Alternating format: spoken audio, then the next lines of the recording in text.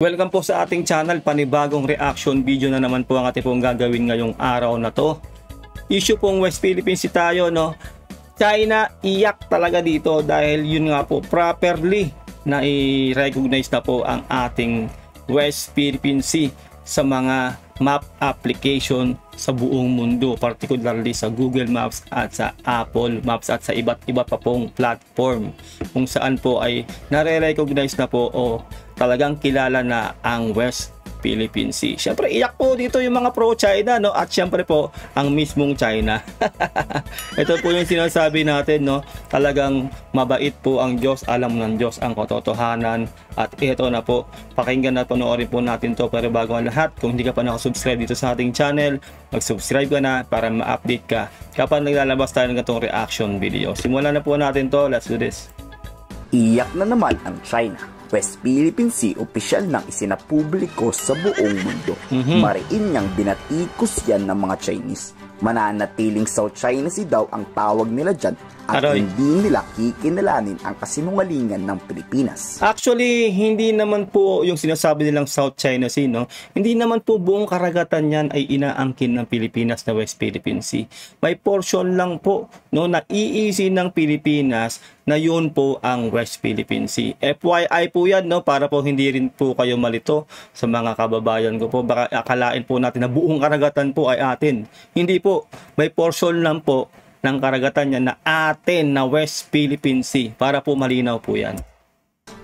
记者会，我要指出的是，长期以来，南海一直是国际社会公认的通用地名，为世界各国及联合国等国际组织广泛接受。 Wala na, kahit ano nang gawin nyo China ay nailathala na yan. Legit na legit, nire-recognize din yan ng UNCLOS na merong West Philippine Sea. Hindi nyo pag-aari ang West Philippine Sea. Kaya nga West Philippine Sea, ayan ay pag-aari ng Pilipinas dahil sa arbitral ruling inaward po yan sa atin, no? Real talk. Ngayon po ay hindi na po makikipagtalo o wala na silang karapatan na makipagtalo na walang West Philippine Sea. Lalo na syempre po yung mga pro-China na tumatakbo bilang senador, no? Diyan po sila nag-isa ngayon at lalo po nga walang po ng tiwala yung tao sa kanila kasi pagtatraidor po yung sariling bayan. Kaya po sa darating na eleksyon, kailangan po gamitin po natin ang ating mga utak para hindi po tayo manlililang ng mga pro-China ang tumatakbo po sa ating gobyerno. 为世界各国及联合国等国际组织广泛接受。 Naging issue kasi to noong mga nakaraan. Wala daw kasi sa mapa ang WPS. Actually, meron yan hindi lang ganun kalaki.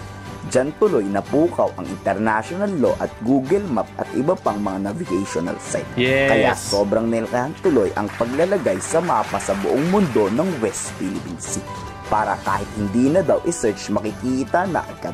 Hindi po binayaran ng Google Map dyan, ha? Tama. At nakasaad sa arbitration ruling at United Nations Convention of the Law of the Sea na may West Philippine Sea talagang pagmamay-ari ng Pilipinas. Diba? Doon po tayo sa legit na legit. Nire-recognize po ng UNCLOS yan, no, ng international law. At yun nga po sa arbitral ruling. Kasi inaward po sa atin yan eh. Wala lang pong sinasabi nilang pangalan noon. No? Hindi pa daw na ilalathala. Pero ito po ngayon, no, mismong lahat po ng navigational sites, no, Apple Map, Google Map, at kung ano-ano ba po. Kahit i-search nyo po yan, legit na legit. Meron pong West Philippine Sea. Noong February pa po, na nailathala yan na meron pong West Philippine Sea. Hindi po ilalagay yan kung hindi po legit. Alam nyo naman po yung mga navigational site po na yan. Hindi po yan basta-basta maglalagay ng ganyan. Kasi madidemanda po sila. Real talk, kung wala pong katotohanan yan. Hindi po sila pwede basta maglagay ng ganun. Kaya yan po ay legit na legit. Nire-recognize po ng UNCLOS. Palakpakan po natin dahil po talagang legit na meron pong West Philippine Sea. No? At yun nga po, sabi ko sa inyo, sa susunod na botohan, maging matalino po kayo. Huwag po tayo doon sa pro-China na talagang binabahiran po ang ating bansa na hindi daw po ganun, wala daw pong West Philippine Sea. Pero po ang katotohanan, meron pong West Philippine Sea, ayan na po ang patunay. Of the Law of the Sea na may West Philippine Sea talagang pagmamay-ari ng Pilipinas. Taong nagsasabing you cannot even Google West Philippine Sea. At least pwede na nilang mag-Google, no?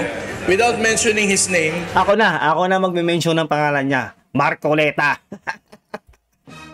Ay mo banggitin niyo pa, ako na.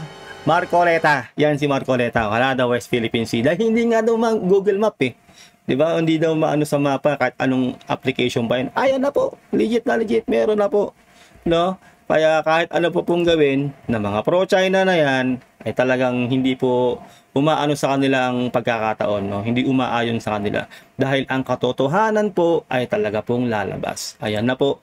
Legit na legit. Meron pong West Philippine Sea.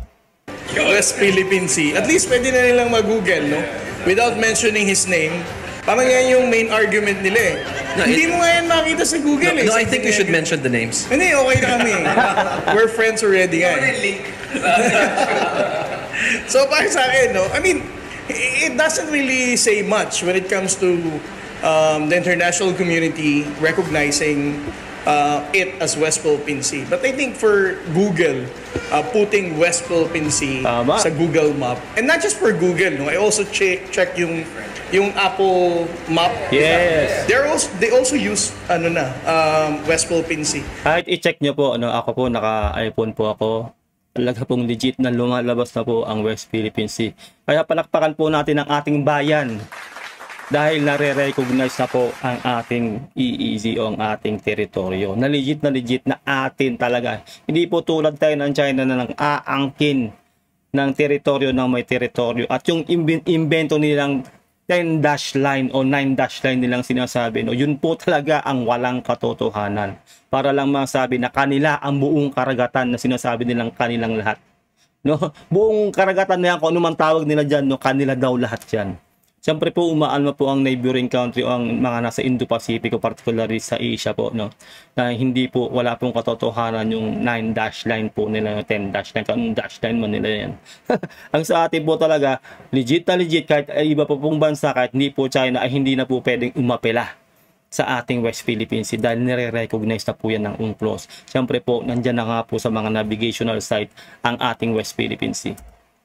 Also for the flight radar, they're also using West Philippine Sea in the past day. Yes. Pinalagan naman ni Commodore J. Tariela ang Chinese Foreign Ministry. Huwag kayong mag-alala, China. Hindi nanakawin ng Pilipinas ang buong South China Sea, kundi kikilalanin lang ng Pilipinas ang nararapat para sa Pilipino na West Philippine Sea. Yung nga po yung sinasabi ko sa inyo, di ba, yung kanina, disclaimer ko, no? Hindi po buong karagatan ay inaangkin ng Pilipinas. Hindi po lahat yan West Philippine Sea. May portion lang po ng ating napanalunan sa Arbitral Award, yun po ang West Philippine Sea. Hindi po buong karagatan. No, hindi po tayo parang China na aangkinin ng lahat ng dagat na yan, no. Yung 10-dash line kasi ng China ay nasaan? Di ba fake yan? Yes. Pero para sa Pilipinas nga, malaking tagumpay ang paglalagay ng malaking bahagi ng South China Sea ang West Philippine Sea. West Philippine Sea, hindi tayo katulad ng iba na claim yung buong international. Yes. Alam mo para sa akin, alam mo ang dami kong natututunan sa mga trolls, Richard. Exactly. Kasi meron din comment ng mga trolls. Etong si Tariela, siya lang ang gumagamit ng West Philippine Sea, samantalang si Presidente daw ang ginagamit daw South China Sea. Minsan daw, nakukonfuse din daw ang gobyerno, West Philippine Sea, South China Sea. So, I think it's important for us to explain what's the difference between the two. Ang akala yata ng mga trolls, ang West Philippine Sea, parang China, no? Nakiniklaim natin ng buong South China Sea. So, for the trolls, no, just to explain and to make it clear, the South China Sea is the entire body of water na nag-separate ng different countries in Southeast Asia. From China, Vietnam, down to even Indonesia. No? And South China Sea, napakalaki niya. What we're just calling West Philippine Sea, which is in accordance with UNCLOS and of course our tribunal award, sinasabi natin na the 200 nautical miles from our baseline to include the Kalayaan Island Group, Bajo de Masinloc, and Luzon Strait, that is West Philippine Sea. We're not saying that the entire body of water is South China Sea. Again, even the trolls are confused na ang akala nila West Philippine Sea is equal to 9-dash line na alam naman nating illegal. Tama. Diba? Yun po yung ating sinasabi, no, yung kanina po pang sinabi sa inyo. Hindi po buong karagatan ay West Philippine Sea. Para po sa mga mga kababayan po natin na baka kasi akalain na meron nasa Google Maps na tayo, may West Philippine Sea, baka akalain po natin buong karagatan. Hindi po. No, may portion lang po doon na ating EEZ, yun po ang West Philippine Sea. Kasi po yung South China Sea po yan, malaki po yan. No, noon pa po talaga yun real talk po yun, no? Kasi po lahat po yan. Yun po nung tawag noong araw.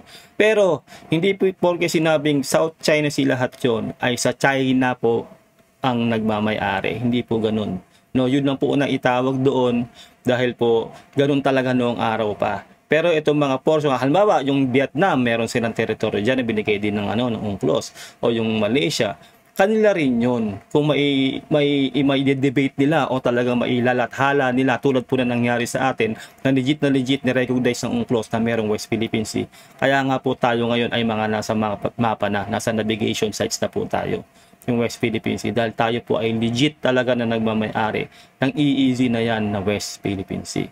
No, para paglilinaw po yan, baka kasi po yung iba ma-confuse, baka sabihin, hindi, amin yan, West Philippine Sea. Ganun, nasa Google Map na nga kami, hindi po lahat. Para po sa kaalaman lang po natin. Kanila, West Philippine Sea is equal to 9-dash line na alam naman nating illegal. Kayo, anong masasabi nyo sa ginawa ng Google Map? Natuwa din ba kayo? Yes. I-komento sa baba yung salo. Ayun po, no, ate po nagawa ng reaction video ang video nito ni Melbs Castle. Mag-subscribe po kayo sa kanyang channel. Napaka-solid po ni Melbs Castle. Nasa description po ang link ng kanyang video. Huwag nyo rin sana kalilimutan na mag-subscribe dito po sa ating channel para ma-update kayo kapag naglalabas tayo ng ganitong reaction video. Maraming salamat po. Ingat po kayo lahat. God bless and peace out. Bye.